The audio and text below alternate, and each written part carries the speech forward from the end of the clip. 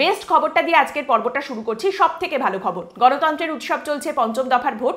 সকাল সকাল খবর এলো ভোট দিতে বাধা দেওয়া হচ্ছে মানুষজনকে। হাওড়ার অরবিন্দ আবাসন, সেই আবাসনের মূল গেটে তালা দিয়ে দিয়েছে দুষ্কৃতীরা। প্রায় 10-12 জন বাইকে করে এসে সেই গেটে তালা দিয়ে দিয়েছে। বলা হচ্ছে তারা অ্যান্টি সোশ্যাল এলিমেন্টস, এবং তারা বলে গেছে, শাসিয়ে গেছে যে গেট খুলে বেরোনো যাবে না, কেউ ভোট দিতে যাবে না, গেট খুললে গুলি করে দেবো। গেটে যে নিরাপত্তারক্ষী দাঁড়ান তাকে বলা হয়েছে নিরাপত্তারক্ষী গেট খুললে তাকে গুলি করে দেওয়া হবে, অতএব কেউ ভোট দিতে যেতে পারবেন না। ভাবুন একবার, প্রায় 1.5 ঘন্টা এই মানুষগুলো ওইভাবেই বন্দি অবস্থায় ছিলেন। সবটা জানাজানি হওয়ার পরে কেন্দ্রীয় বাহিনী, পুলিশ সবাই মিলে আসে, সেখানকার মানুষজনকে আশ্বস্ত করেন, গেট খোলেন এবং তারপর তারা বেরোতে পারেন। ভাবুন তো কি অসাধারণ ব্যাপার। ভোটই দিতে দেব না তো গল্প কিসের, ভোট দিতেই বেরোবে না। গণতন্ত্রের উৎসব এইভাবেই চলবে। দেখুন, আপনাদের নিশ্চয়ই মনে আছে এর আগে যখন বর্ধমান দুর্গাপুরে ভোট ছিল, একটা জিনিস দেখা গিয়েছিল যে বর্ধমান দুর্গাপুরের বিজেপির প্রার্থী দিলীপ ঘোষকে প্রত্যেকটা পদে পদে বিভিন্ন জায়গায় একের পর এক বিক্ষোভের সম্মুখীন হতে হয়।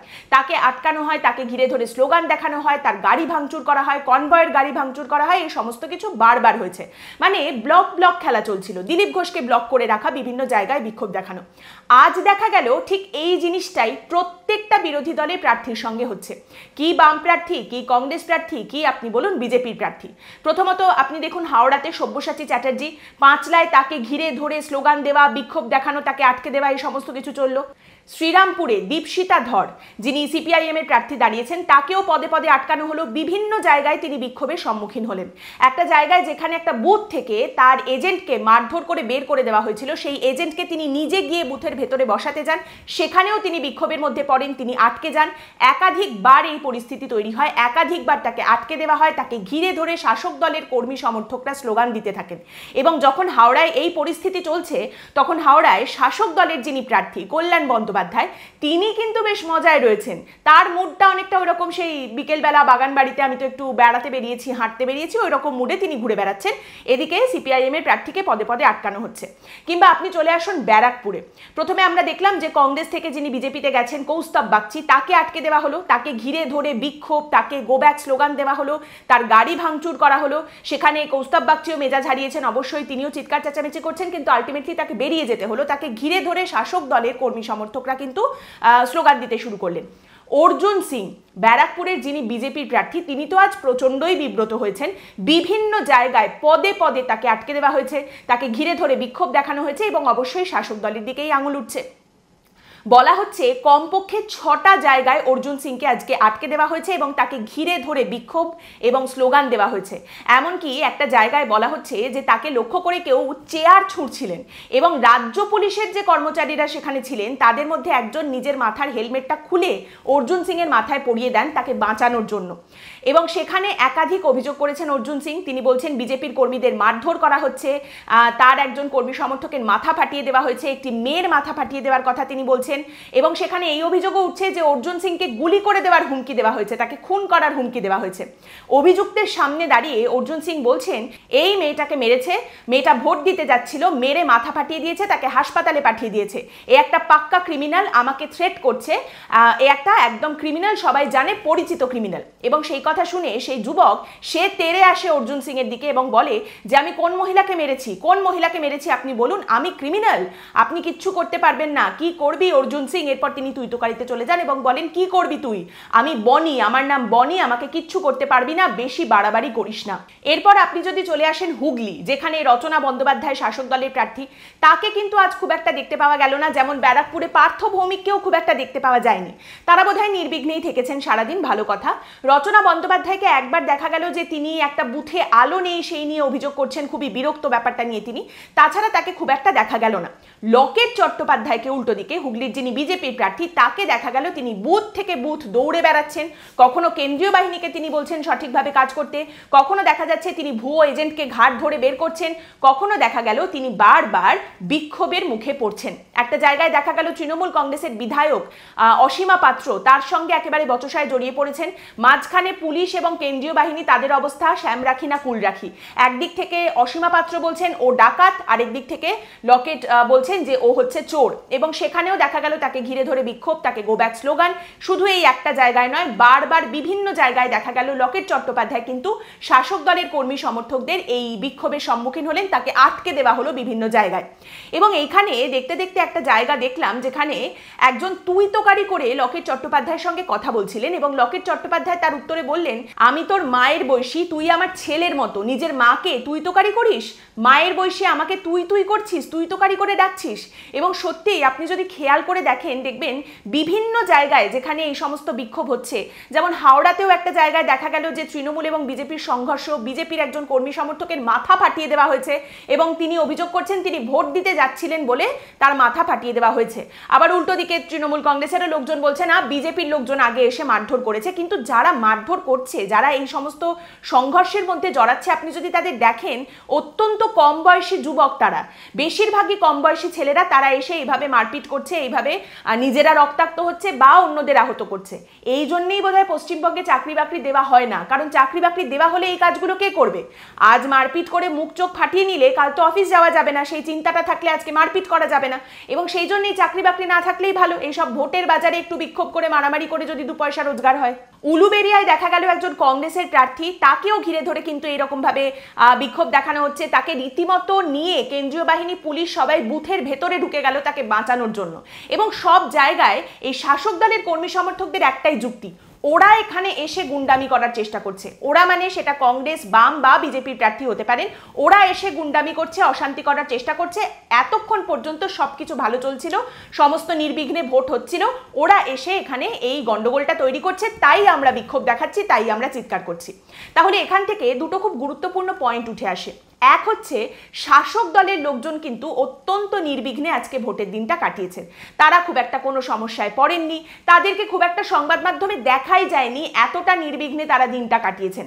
উল্টো দিকে এই সমস্ত বিরোধী রাজনৈতিক দলের যারা প্রার্থী, তাদের কিন্তু বারবার ব্লক করা হয়েছে, বারবার তাদের আটকে দেওয়া হয়েছে বিভিন্ন জায়গায়। এবার এইটাই যদি দেখা যায় পরের 2টো দফাতেও তৃণমূল কংগ্রেসের স্ট্র্যাটেজি, যে যেখানেই দেখবে বিরোধী প্রার্থী রয়েছে সেখানেই তাকে ব্লক করে দাও, তাহলে উল্টো দিক থেকে আবার কি অফেন্সিভ উঠে আসবে সেটা কিন্তু বোঝাটা মুশকিল।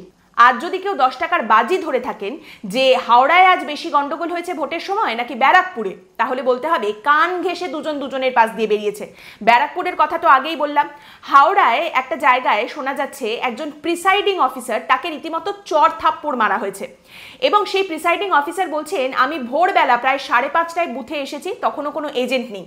কিছুক্ষণ পরে আমি দেখলাম যে একজন মহিলা এলেন, সঙ্গে 2জন এজেন্ট এসে বললেন তারা একটাই দল। আমি সেই মহিলাকে এজেন্ট ফর্মে সই করাতে যাচ্ছিলাম, সঙ্গে সঙ্গে তারা আমাকে মারধর করতে শুরু করেন। মহিলা বলে আমি হাত গুটিয়ে বসেছিলাম, কিচ্ছু বলিনি। তারা মারধর করেন, অনেকক্ষণ ধরে মারধর করেন। মারধর করার পরে আমি আর কাজ করতে পারিনি এবং এর ফলে প্রায় অনেকক্ষণ পর্যন্ত ভোট বন্ধ ছিল। এরপর সেই প্রিসাইডিং অফিসার বলছেন, আমি আর কাজ করতে পারিনি, আরওকে প্রায় 9 বার ফোন করেছি। জানা যাচ্ছে রথীন চক্রবর্তী বিজেপির প্রার্থী, তিনি আসেন, তারপরে অনেক কথাবার্তা হয়ে আলটিমেটলি ভোটিং প্রসেস আবার শুরু হয়। নির্বাচন কমিশনের তরফ থেকে গোটা বিষয়টা নিয়ে রিপোর্ট তলব করা হয়েছে। এবার এইখানেই এই প্রিসাইডিং অফিসারের বিরুদ্ধে আবার শ্লীলতাহানির অভিযোগ উঠছে। বলা হচ্ছে যে মারধর করা হয়েছে তার কারণ উনি শ্লীলতাহানি করার চেষ্টা করেছেন এবং তারপরে ওই প্রিসাইডিং অফিসারকে সরিয়েও দেওয়া হয়েছে নির্বাচন কমিশনের তরফ থেকে। প্রিসাইডিং অফিসারকে দেখা যাচ্ছে তিনি কান্নায় ভেঙে পড়ছেন, তিনি হাত জোর করে বলছেন আমাকে বাঁচান এবং শেষমেশ তিনি ক্ষোভ প্রকাশ করে বলেন আমাকেই মারধর করা হলো এবং তারপর আমাকেই সরিয়ে দেওয়া হলো। মানে প্রিসাইডিং অফিসার হিসেবে আজকাল তো কেউ ডিউটি করতে যেতে চান না, তারা ভয় পান রীতিমতো। তারা এবং তাদের বাড়ির লোকজন প্রাণ হাতে করে ভোটের ডিউটি করতে যান, যারাই ভোটের ডিউটিতে যান, এবং তারা ভাবেন যে তারা আলটিমেটলি বাড়িতে ফিরতে পারবেন কিনা। সত্যি আমাদের দেশে মনে হয় এই প্রিসাইডিং অফিসার বা ভোটের ডিউটি যাদেরই থাকে তাদের জন্য ভোটের আগে থেকে অন্তত 6 মাস বা 1 বছর একটা ট্রেনিং করানো উচিত তাদের, যে কিভাবে সেলফ ডিফেন্স করতে হয়, মারামারি করতে হয়, মারামারি হলে কিভাবে তারা নিজেদের বাঁচাতে পারবেন বা উল্টো দিকে দুঘা দিতে পারবেন, এইভাবে তাদের ট্রেন করা দরকার। তবে এখানেই বলি, শুধুমাত্র এই প্রিসাইডিং অফিসারের বিরুদ্ধে যে শ্লীলতাহানির অভিযোগ উঠেছে তা কিন্তু নয়। এবারের এই নির্বাচনের দিন কিন্তু আরও একাধিক জায়গা থেকে শ্লীলতাহানির অভিযোগ উঠে এসেছে, রাজ্য পুলিশের বিরুদ্ধেও এবং কেন্দ্রীয় বাহিনীর বিরুদ্ধেও। বনগাঁয় যিনি তৃণমূল কংগ্রেসের প্রার্থী বিশ্বজিৎ দাস, তিনি অভিযোগ করছেন যে তাকে তার তৃণমূল কংগ্রেসেরই কর্মী সমর্থকরা এসে বলেছেন রাজ্য পুলিশের এক কর্মচারী মহিলাদের শ্লীলতাহানি করছেন। এতক্ষণ পর্যন্ত সবকিছু নির্বিঘ্নে চলছিল, ভোটাভুটি হচ্ছিল, হঠাৎই রাজ্য পুলিশের এক কর্মচারী মহিলাদের সঙ্গে খারাপ ব্যবহার করতে শুরু করেন, তাদের শ্লীলতাহানি করেন, তাদের গালাগাল করতে শুরু করেন। আবার উল্টো দিকে হুগলির জাঙ্গিপাড়ায় কেন্দ্রীয় বাহিনীর একজনের বিরুদ্ধে এই অভিযোগ উঠেছে। আইটিবিপির একজন কনস্টেবল, তার বিরুদ্ধে অভিযোগ তিনি ঘুমন্ত অবস্থায় বাড়ি থেকে একজন গৃহবধূকে তুলে নিয়ে যাওয়ার চেষ্টা করেন, তাকে ধর্ষণ করার চেষ্টা করেন। গ্রামবাসীরা, সেখানকার এলাকায় যারা ছিলেন তারা তাকে ধরে ফেলেন, গাছের সঙ্গে তাকে বেঁধে রাখা হয়, মারধরও করা হয়, তারপর তাকে পুলিশের হাতে তুলে দেওয়া হয়। আবার হাওড়াতেও এই একই রকম অভিযোগ উঠেছে কেন্দ্রীয় বাহিনীর এক জওয়ানের বিরুদ্ধে। সেখানে অভিযোগ দুজন, একজন মহিলাকে শ্লীলতাহানি করার চেষ্টা করেছেন কিন্তু একজন পালিয়ে গেছেন, আরেকজন জওয়ানকে কিন্তু গ্রামবাসীরা, সেখানকার এলাকার লোকজন ধরে ফেলেছেন এবং তাকে পুলিশের হাতে তুলে দেওয়া হয়েছে। এত কিছু যখন চারিদিকে হচ্ছে, আগেই বললাম শাসক দলের লোকজনকে তো খুব একটা দেখতে পাওয়া যায়নি, কল্যাণবাবুকে দেখা গেছে। এবং এই এত পরিস্থিতি যে উত্তপ্ত, তার মধ্যেও একজন মানুষ যিনি বেলাগাম তো বেলাগামই রয়ে গেছেন, তিনি হলেন কল্যাণ বন্দ্যোপাধ্যায়। দেখা গেল তিনি পুজো দিচ্ছেন, তিনি কচুরি খাচ্ছেন, এবং যখন শ্রীরামপুরে বললাম আগেই যে দীপশিতা ধর যিনি সিপিআইএম এর প্রার্থী, বারবার বিভিন্ন জায়গায় তাকে আটকে দেওয়া হয়েছে, তাকে ঘিরে ধরে বিক্ষোভ, স্লোগান, এই সমস্ত কিছু চলেছে, শাসক দলের কর্মী সমর্থকরা করেছেন। সেই সময় কল্যাণ বন্দ্যোপাধ্যায় বলছেন, কোথায় সিপিআইএম এর লোকজনকে তো চারিদিকে দেখতেই পাওয়া যায়নি। এবং তারপর দীপশিতা ধরকে কটাক্ষ করে কল্যাণবাবু বলছেন, জেএনইউতে নাচলে এখানে ভোট পাওয়া যায় না। এরপর একজন সাংবাদিক কল্যাণবাবুকে প্রশ্ন করেন, আপনার কি মনে হয় দীপশিতা কাকে ভোট দিয়েছেন? এর উত্তরে কল্যাণবাবু বলেন, নিজেকেই নিজে ভোট দেবে, ওর মন কি আর অত বড় যে আমাকে ভোট দেবে? ও নিশ্চয়ই নিজেকেই ভোট দিয়েছে। মানে অন্য কাউকে ভোট দেওয়াটা যদি বেশ বড় মনের পরিচয় হয় একজন নির্বাচনী প্রার্থীর ক্ষেত্রে, তাহলে আমার ধারণা কল্যাণবাবুর মনটা নিশ্চয়ই অনেক বড়, এবং তিনি মনে হয় নিজেকে ভোটটা দেননি এবং তিনি মনে হয় অন্য কাউকে দিয়েছেন। হতে পারে বিজেপির যিনি প্রার্থী দাঁড়িয়েছেন তার প্রাক্তন জামাই কবির শঙ্কর বসু, কল্যাণবাবু হয়তো ভোটটা তাকে দিয়ে দিয়েছেন, হতেই পারে, জানা নেই। শেষ দুটো দফায় সব থেকে বেশি আসনে ভোট রয়েছে পশ্চিমবঙ্গে, এবং বারবারই যেটা বলা হলো যে দক্ষিণবঙ্গে ভোট যত ঢুকছে তত পরিস্থিতি উত্তপ্ত হচ্ছে। এরপরে আবার এই যে তৃণমূল কংগ্রেসের স্ট্র্যাটেজি 1-to-1 বিরোধী দলের সমস্ত প্রার্থীকে ব্লক করা, তাদের যে কোনো জায়গায় আটকে দেওয়া, বিক্ষোভ করা, এর আবার কোনো প্রত্যুত্তর বিরোধী দলগুলোর তরফ থেকে দেখা যায় কিনা সেটা তো সময় বলে দেবে। কিন্তু শেষে একটা কথা বলি, আজ যাদের এই সংঘর্ষ করতে দেখা গেল, মারপিট করতে দেখা গেল, তাদের মধ্যে আগেই বললাম কম বয়সী লোক বেশি রয়েছে, কম বয়সী যুবকরা বেশি রয়েছেন, কিন্তু তারই সঙ্গে বেশ কিছু বয়স্ক মানুষও রয়েছেন, মহিলারাও রয়েছেন, কিন্তু বেশিরভাগই তারা প্রান্তিক মানুষজন, গরিব মানুষজন। তারা মারপিট করছেন, কাদের জন্য করছেন? তাদের জন্য যারা বেশ সুন্দর ধোপদুরস্ত পাঞ্জাবি পরে, সানগ্লাস পরে গাড়িতে করে আসছেন, সুন্দর সেজে গুজে কিন্তু তারা বেরোচ্ছেন, চলে যাচ্ছেন, তাদের জন্য মারপিট করছেন এই গরিব মানুষগুলো। এই পার্থক্যটা বেশ কিন্তু চোখে লাগার মতো, তাই না? কাদের জন্য মারপিটটা করছেন আর কারা মারপিটটা করছেন, আপনার কি মনে হয় বলুন তো এই বিষয়টা নিয়ে? অবশ্যই কিন্তু জানাবেন কমেন্ট করে। আর পরের দিন আবার একটা অন্য বিষয় নিয়ে আলোচনায় চলে আসবো আমি, পৌলমী। হঠাৎ যদি উঠলো কথায়। ভালো থাকবেন।